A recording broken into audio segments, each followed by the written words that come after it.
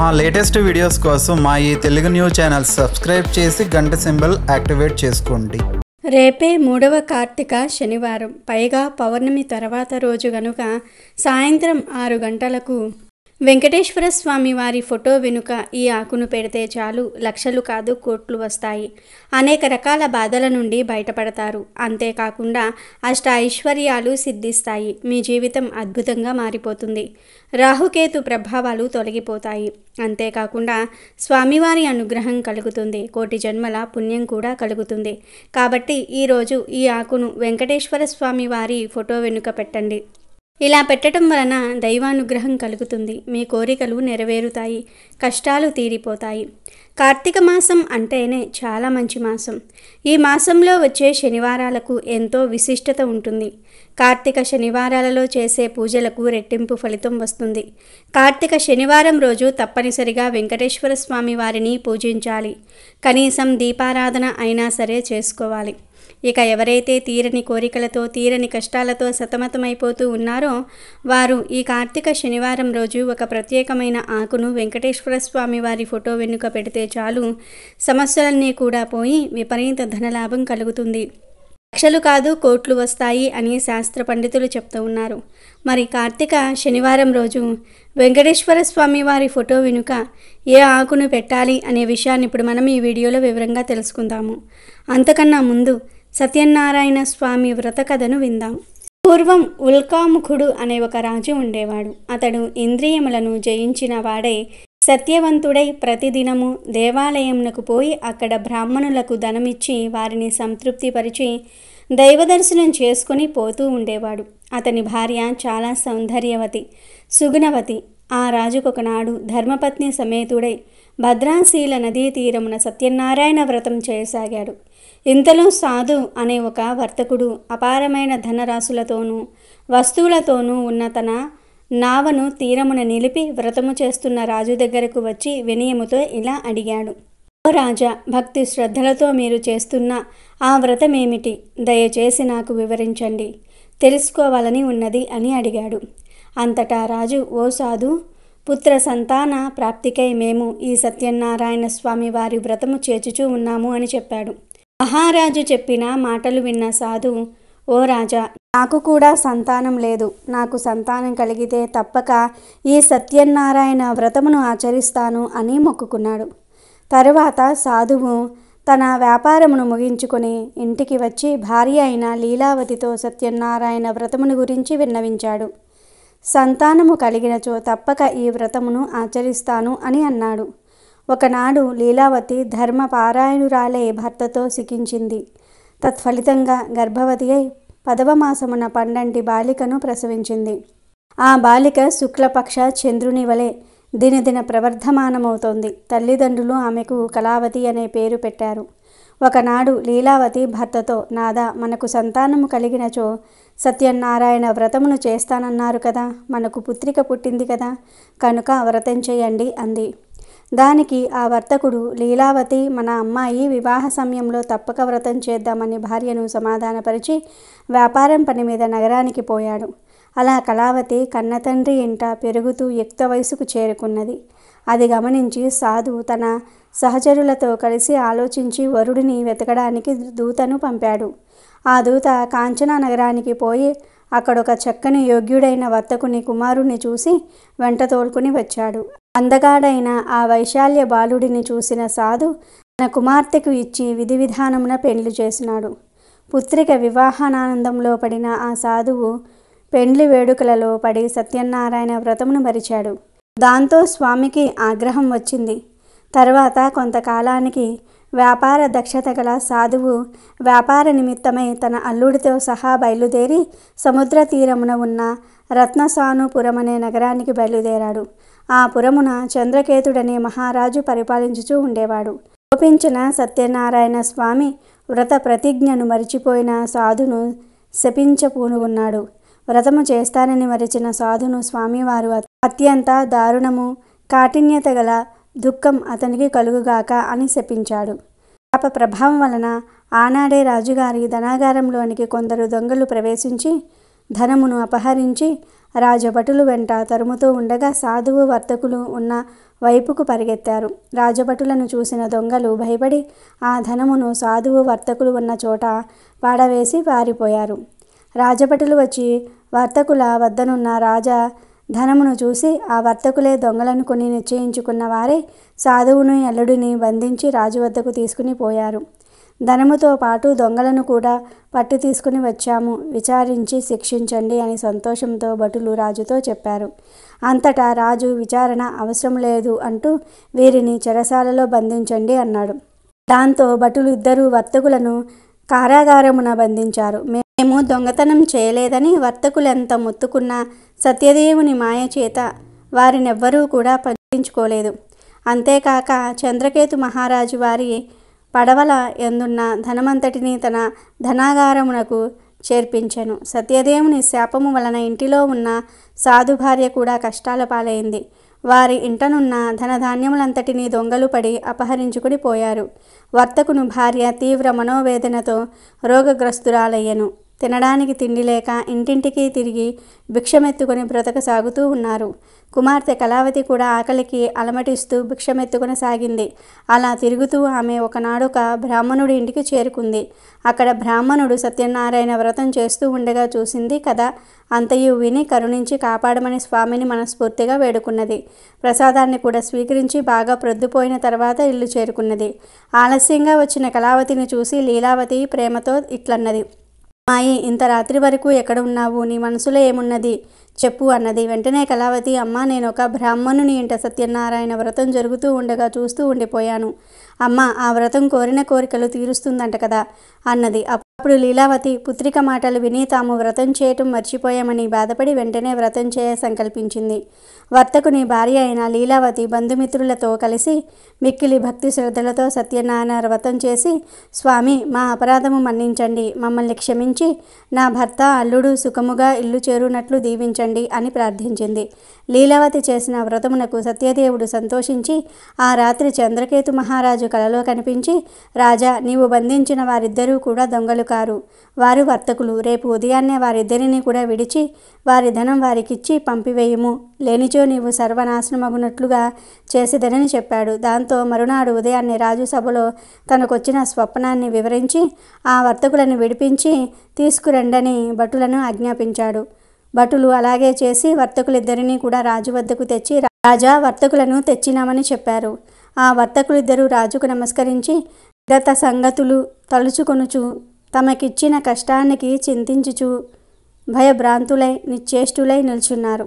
అప్పుడు ఆ రాజు వర్తకులను చూసి, వర్తక శ్రేష్ఠులారా, మీకు ఈ ఆపద దైవ వశమున సంభవించినది, భయపడకండి అని ఓదార్చి వారిని బంధ విముక్తులను చేసి వారికి పురుషులకు అలంకారమైన క్షర కర్మాదులను చేయించి నూతన వస్త్రములతో సత్కరించి వారిద్దరినీ సంతోషపరిచాడు.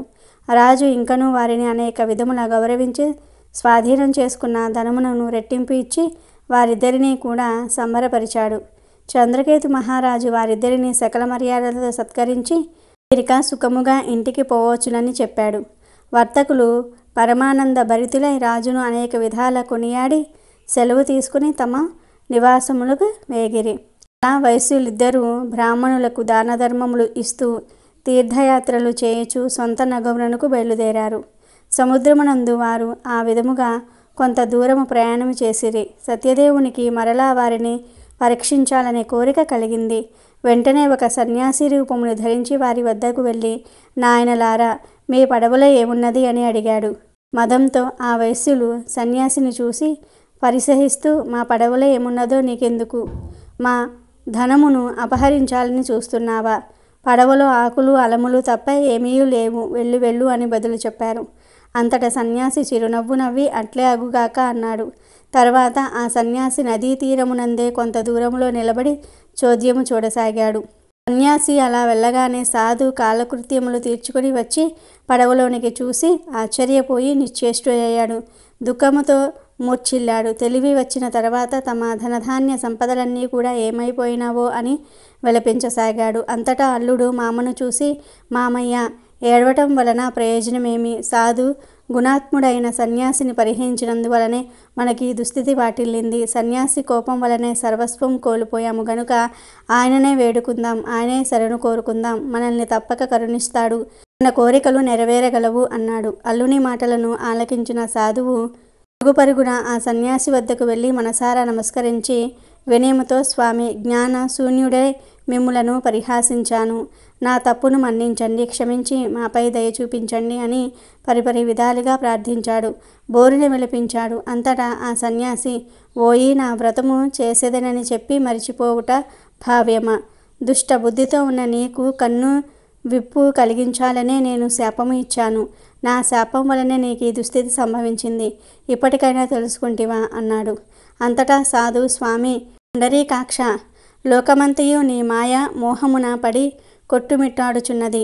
బ్రహ్మాది దేవతలే నీ మాయను కానలేకున్నారు, నిన్ను తెలుసుకోలేకున్నారు. మానవ మాతృడను నేనంత వాడను తండ్రి, నీ మాయలో చిక్కుకున్న సూక్ష్మ అజ్ఞానిని, నీ అనుగ్రహమునకు దూరమే తప్పించుచున్న అభాగ్యుడను. నిన్ను తలుచుకునుట నా తరమా స్వామి, నా అపరాధమును మన్నింపుము. ఇక మీదట నిన్నెప్పుడూ మరువక పూజించెదను. శరన్న వారిని రక్షించి కరుణా సముద్రుడవు, నన్ను అనుగ్రహించు, నా విత్తమును నాకు ఇప్పించమని పరిపరి విధాలుగా ప్రార్థించాడు. సాధు యొక్క ప్రార్థనను మన్నించిన స్వామి అతని కోరికను తీర్చి అంతర్ధానమయ్యను. అట్టు పిమ్మట సాధువు తన నావ వద్దకు వచ్చి చూడగా అది అంతయు ధనరాశులతో నిండి ఉండుటను గమనించి సంతోషించి ఆ సత్యదేవుని దయవలనే తన కోరిక తీరినదని అనుకుని తన పరివారంతో సహా స్వామిని పూజించి గృహమునకు ప్రయాణము సాగించెను. కొంతసేపటికి తన సంపదను సంరక్షిస్తున్న అల్లునితో, అల్లుడా, మనం మన రత్నాపురమునకు చేరాము అంటూ తాను రాకను తెలుపుటకై ఒక దూతను ఇంటికి పంపారు. ఆ దూత నగరానికి పోయి లీలావళితో, అమ్మ నమస్కారము, మన అయ్యగారు అల్లుడు గారు వచ్చారు, బంధుమిత్రులతో కలిసి వేంచేశారు, ఇప్పుడే పడవ వచ్చింది అని వార్తను చెప్పాడు. అంతటా లీలావతి దూత మాటలు విని సంబరపడి, అమ్మాయి కళావతి, సత్యనారాయణ వ్రతం త్వరగా ముగించి రామ్మ, నేను నావ వద్దకు పోవచున్నాను, నీ తండ్రిని భర్తను చూచుటకు త్వరగా రా అని చెప్పింది. తల్లి మాటలు విన్న కళావతి హడావిడిగా వ్రతము ముగించి ప్రసాదాన్ని భుజించటం మరిచి పరుగు పరుగున తన పతిని చూచుటకు పోయింది. ప్రసాదాన్ని ఆరగించనందుకు సత్యదేవుడు కోపించి ధనమును సంరక్షిస్తున్న అల్లునితో సహా పడవ నీటిలో మునిగిపోయేటట్లుగా చేశాడు. అది చూసి ఒడ్డునున్న వారు ఆహాకారాలు చేశారు. లీలావతి, కళావతి మిక్కిలు దుఃఖించసాగారు. హఠాత్తుగా పడవ మునిగిపోవుటను చూసిన తల్లి నెత్తి నోరు బాదుకుంటూ విలపిస్తూ భర్తతో ఇట్లన్నది, ఏమండి, అల్లుడు అంత హఠాత్తుగా పడవతో సహా ఎట్లా మునిగిపోయాడు? ఇదంతా దేవుని మాయగాక మరేమిటి అంటూ దుఃఖపడసాగింది. కళావతి భర్త మునిగిపోయినందుకు పడిపడి ఏడవసాగింది. తన భర్త తన కళ్ళెదుటే మునిగిపోవుటను చూసిన కళావతి అతని పాదుకలను తీసుకొని వాటితో సహా సహగమనమును చేయడానికి సిద్ధపడింది. సాధువు ఇదంతా చూసి మిగుల దుఃఖించుచు ఆలోచించి ఇదంతా స్వామి మహిమే అయి ఉంటుందని ఊహించి శక్తి కొలది స్వామిని పూజించదేనని తలచి అందరితో పాటు స్వామిని వేడుకొనసాగాడు. అంతటా స్వామి సాధువును కరుణించి అదృశ్య రూపంలో ఉండి అతనితో ఇలా పలికాడు, పోయి నీ కుమార్తె భర్తను చూడాలనే తొందరలో నా ప్రసాదమును ఆరగించుట మరిచినది. ఆమె మరలా ఇంటికి పోయి ప్రసాదమును భుజించి వచ్చినచో అంతయు సుఖమే జరుగునని చెప్పాడు. ఆకాశవాణి పలుకులు విన్న కళావతి వెంటనే ఇంటికి వెళ్ళి ప్రసాదాన్ని పుచ్చుకొని తప్పును మన్నించమని వేడుకొని సముద్ర తీరమునకు వచ్చెను. ఆశ్చర్యముగా తన భర్త నావతో సహా నీటిపై తేలియాడుట చూసి సంతోషపడింది. దాంతో అందరూ ఆనందించారు. అంతటా కళావతి తండ్రితో, తండ్రి, ఇక ఆలస్యమెందుకు, ఇంటికి పోవుదము రమ్ము అనెను. అంతటా సాధు అక్కడే అందరితో కలిసి సత్యనారాయణ వ్రతము చేసుకుని ఇంటికి పోయాడు. అట్టు పిమ్మట ఆ వైశ్యుడు తన జీవితాంతం కాలం వరకు ప్రతి పౌర్ణమి తిథి యందును రవి సంక్రమణ సమయమునందును సత్యనారాయణ స్వామి వారు వ్రతం చేస్తూ సర్వ సౌఖ్యములను పొంది అంత్యమున అమరలోకానికేగెను. ఇక వీడియోలోకి వస్తే కార్తీక శనివారాలు చాలా విశేషమైనవి. ఈరోజు ఎటువంటి పరిహారాలు చేసినా 100కు 100% ఫలితాలు వస్తాయి. ముఖ్యంగా ఎవరైతే ధన సమస్యలతో బాధపడుతూ ఉన్నారో, ధనం చేతిలో నిలవట్లేదని దిగులు పడిపోతూ ఉన్నారో వారు ఈ కార్తీక శనివారం రోజు సాయంత్రం సరిగ్గా 6 గంటలకు ఒక రావి ఆకును తెచ్చుకోండి. చిరుగులు లేకుండా ఉన్న ఒక మంచి రావి ఆకును తెచ్చుకోండి. తర్వాత కొంచెం పసుపును తీసుకుని దానిలో వాటర్ కలిపి పేస్ట్ లాగా చేయండి. ఆ పేస్ట్లో కొంచెం పచ్చకర్పూరం పొడిని కూడా కలపండి. తర్వాత ఈ పేస్టుతో రావి ఆకు మీద మీ కోరికను రాయండి. అంటే మీకు ఏ కోరిక ఉంటే ఆ కోరికను ఆకు మీద రాయండి. ధన సమస్యలు పోవాలి, అప్పులు తీరాలి, పెళ్లి సంబంధం కుదరాలి, ఉద్యోగం రావాలి, ఇలా మీకు ఏ కోరిక ఉంటే ఆ కోరికను రావి ఆకు మీద రాయండి. తర్వాత ఈ రావి ఆకును తీసుకొని పూజ గదిలోనికి వెళ్ళి వెంకటేశ్వర స్వామి వారి ఫోటో ముందు నిలబడి, స్వామి, నా కోరికను నెరవేర్చుకోవటం కోసం ఈ పరిహారం చేస్తూ ఉన్నాను. నాకు అప్పులు ఉన్నాయి, లేదా ధన సమస్యలు ఉన్నాయి, లేదా ఉద్యోగం లేదు అని ఇలా మీరు ఏ కోరిక కోసం ఈ పరిహారం చేస్తూ ఉన్నారో చెప్పుకొని ఆ కోరిక నెరవేరేలాగా చూడమని స్వామివారికి సంకల్పం చెప్పుకోండి. తర్వాత ఆ రావి ఆకును తీసుకుని వెళ్ళి వెంకటేశ్వర స్వామి వారి ఫోటో వెనుక పెట్టి అలా వదిలివేయండి. ఇక ఆ ఆకు గురించి మర్చిపోండి. మళ్ళీ మీ కోరిక ఎప్పుడైతే తీరుతుందో అప్పుడు ఈ రావి ఆకును తీయండి. తీసి ఈ ఆకును తీసుకుని వెళ్ళి పారే నీటిలో పడవేయండి. అంతే. ఈ చిన్న పరిహారం చేసుకుంటే ధన సమస్యలు పోతాయి, విపరీత ధనలాభం కలుగుతుంది, లక్షలు కాదు కోట్లు వచ్చి పడతాయి. కార్తీక మాసంలో ఏ శనివారం రోజు ఈ పరిహారం చేసినా 100కు 100% ఫలితం మాత్రం వస్తుంది. మీరు కోరిన కోరికలు తీరుతాయి. అంతేకాదు గ్రహ దోషాలు పోతాయి. గ్రహాల అనుగ్రహంతో మీకు అన్ని పనుల్లో కలిసి వస్తుంది. కనుక మీరు కూడా ఈ పరిహారం చేసి మంచి రిజల్ట్ను పొందండి. వీడియో నచ్చితే లైక్ చేయండి, షేర్ చేయండి, బట్ సబ్స్క్రైబ్ చేసుకోవడం మర్చిపోవద్దు.